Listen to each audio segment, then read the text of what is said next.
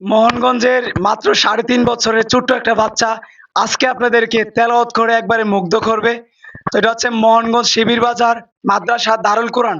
এটা হচ্ছে মোহনগঞ্জ উপজেলার একটা ঐতিহ্যবাহী প্রতিষ্ঠান। এই প্রতিষ্ঠানটা মোহনগঞ্জ উপজেলার প্রত্যেকটা মানুষের কাছে সুপরিচিত। তো আমরা তার কোরআন তেলাওয়াতটা একটু শুনি। তো ভাই তোমার নাম কি? সাফান মামা। সাফওয়ান মোহাম্মদ। আমরা সাফওয়ান ভাইয়ের কাছ থেকে তেলাওয়াতটা একটু শুনি। ভাই শুরু করো। আলহামদুলিল্লাহ। আলহামদুলিল্লাহি রাব্বিল আলামিন আর-রাহমানির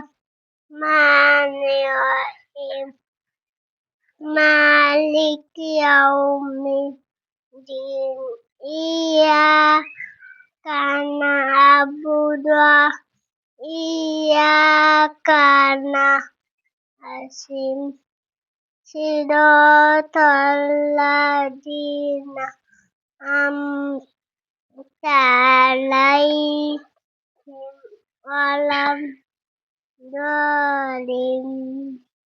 মাশাআল্লাহ, দেখলেন মাত্র ৩.৫ বছর।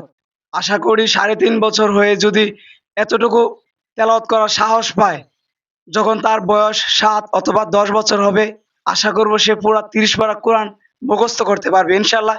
সবাই সাফওয়ান ভাইয়ের জন্য সবাই দোয়া করবেন। আর এই প্রতিষ্ঠানটা হচ্ছে মাদ্রাসা দারুল কোরআন, মোহনগঞ্জ উপজেলার অন্যতম একটা পরিচিত প্রতিষ্ঠান।